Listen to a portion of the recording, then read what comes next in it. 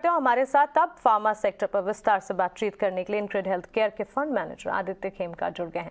Aditya, good morning, स्वागत है आपका ईटी नाउ स्वदेश पर। फार्मा हेल्थ केयर डायग्नोस्टिक पर लगातार फोकस रेडार पर है और इस वक्त कोरोना के बढ़ते मामले भी एक कंसर्न है। इनफैक्ट सुप्रीम कोर्ट की तरफ से भी एडवाइजरी अब तो आ गई है, सोशल डिस्टेंसिंग, मास्क और साथ ही सैनिटाइजेशन की लगातार हिदायत मिलती हुई दिख रही है। फार्मा सेक्टर की ग्रोथ ट्रैजेक्टरी आप कैसे देख रहे हैं? हम फार्मा सेक्टर में ये देख रहे हैं कि जो डोमेस्टिक फोकस्ड कंपनीज हैं, जो इंडिया पे फोकस करती हैं, वहां पे आने वाले साल में हमारा एक्सपेक्टेशन है कि 12 से 13% टॉप लाइन ग्रोथ और 20% के आसपास EBITDA ग्रोथ आएगी।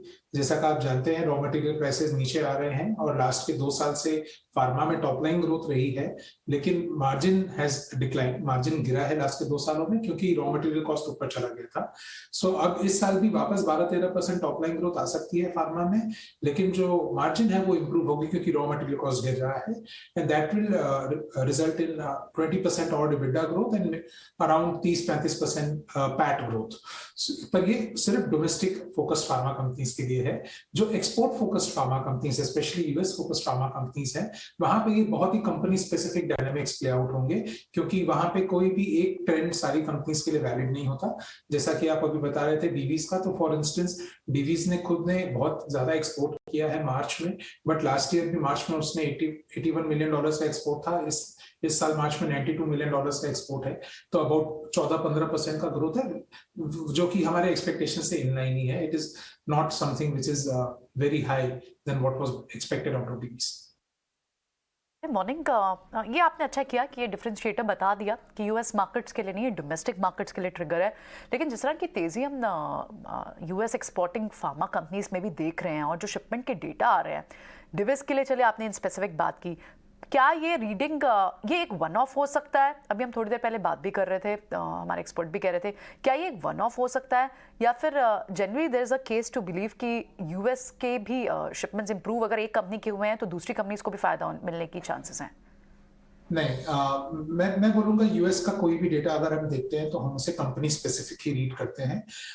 एक डेटा जिस कंपनी का डेटा है उस कंपनी को के लिए वो डेटा रेलेवेंट है, बट उसको वो डेटा पढ़ के अगर आप ये समझना चाहें कि बाकी कंपनीज को भी फायदा हो रहा होगा, तो वो शायद हर बार ऐसा होता नहीं है। इसीलिए अगर डीवीज के डेटा में सुधार दिख रहा है तो इट इज हाई प्रोबेबिलिटी कि डीवीज अच्छा नंबर रिपोर्ट करेगा, बट अगर वो सुधार दूसरे कंपनी के नंबर में नहीं दिख रहा है तो वो अच्छा नंबर नहीं रिपोर्ट करेंगे।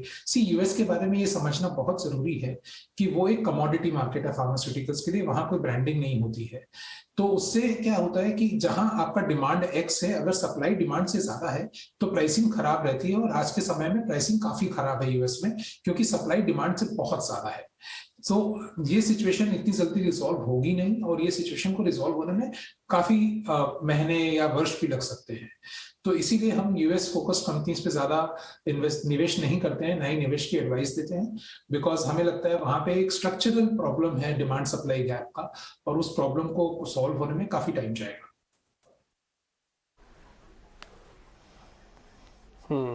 एक डिमांड सप्लाई की भी प्रॉब्लम है, दूसरा फिर यूएस एफडीए भी प्रॉब्लम है। जैसी थोड़ी स्थिति ठीक होने लगती है उसकी छापेमारी बढ़ जाती है।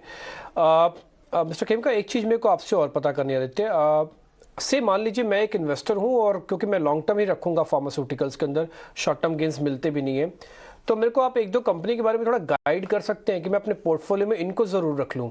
आगे मेरी चॉइस होगी, मैं according to data, according to news वो आगे पीछे करता रहूँगा, बट दो कंपनीज की वैल्यूएशन जस्टिफाइड है, बिजनेस जस्टिफाइड है।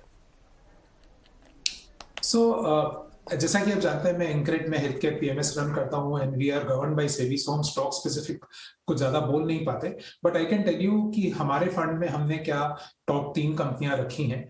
तो हमारे फंड का लार्जेस्ट होल्डिंग है एक हॉस्पिटल कंपनी जिसका नाम है एस्टर डीएम हेल्थ केयर। हम हॉस्पिटल्स पे काफी बुलिश है, एस्टर पे काफी बुलिश है, क्योंकि हमें लगता है यहाँ पे patient volume growth is very high and realisations भी बढ़ रहे हैं, हॉस्पिटल सर्विसेज से कॉस्ट बढ़ा रहे हैं driven by inflation. So pricing power hospitals में बहुत अच्छी है, and that is helping the stocks and that is helping the financials जो ये कंपनीज रिपोर्ट करेंगी अगले 1 से 2 और 3 क्वार्टर के अंदर अंदर। हमारा सेकंड लार्जेस्ट पिक है एक कंपनी जिसका नाम है आरपीजी लाइफ साइंस। ये हर्ष गोयनका ग्रुप की कंपनी है। ये डोमेस्टिक फोकस्ड फार्मा कंपनी है। तो अगर आप आरपीजी को देखेंगे, ये एक टर्न अराउंड स्टोरी है जहाँ पे नया मैनेजमेंट आया है और वो मैनेजमेंट लास्ट के 3 सालों से बहुत ही अच्छा काम कर रहा है, मार्जिन इंप्रूव कर रहा है, रिटर्न ऑन इक्विटी इंप्रूव कर रहा है। तो इस स्टॉक को भी आप लेके अपने पोर्टफोलियो में लॉन्ग टर्म के लिए हमें लगता है कि एक अच्छा स्टॉक है ये। बट ये हमारे पोर्टफोलियो में हम कोई एडवाइस नहीं दे सकते, as I told you earlier, because of the guidelines of SEBI. And तीसरा हमारा लार्जेस्ट पिक है एक hospital, another hospital company called Health Care Global. Health Care Global एक ऑन्कोलॉजी स्पेशलिस्ट हॉस्पिटल चेन है। एंड ऑन्कोलॉजी, कैंसर एक ऐसा disease है जो हमारे देश में बढ़ता ही जा रहा है। With the electrification of our environment, हमारे जो गैजेट्स हैं, वाईफाई है, 5G है, 4G है, जितना इलेक्ट्रिफिकेशन होता है एनवायरनमेंट का, उतना हमारा बॉडी जो एक ऑर्गेनिक मैटर है वो उस इलेक्ट्रिफिकेशन से इम्पैक्ट होता है। और कैंसर एक बहुत कॉमन आउटकम है उस इलेक्ट्रिफिकेशन का। सो मुझे लगता है कि आगे जाके इंडिया में कैंसर और बढ़ेगा। एंड उससे जो हॉस्पिटल चेन है HCG, being a super specialist in oncology, they will have very good tailwinds. तो ये हमारे टॉप 3 पिक है हमारे फंड में, जो कि मैं मैनेज करता हूँ। एंड ये तीनों ही, हमारा कोई भी निवेश 3 या 5 साल से कम के व्यू पॉइंट से हम नहीं करते। So that is the way I would like to answer your question. ठीक है आदित्य, बहुत बहुत शुक्रिया, थैंक यू वेरी मच। आपने बिल्कुल मर्यादा में रहते हुए सारी चीज़ें अच्छे से बता भी दी और उसकी रेगुलेशंस को भी नहीं तोड़ा। बहुत बहुत शुक्रिया, थैंक यू वेरी मच। आज आपने समय दिया, अच्छा लगा आपसे बातचीत करके। जल्दी वापस मुलाकात होती है आपसे।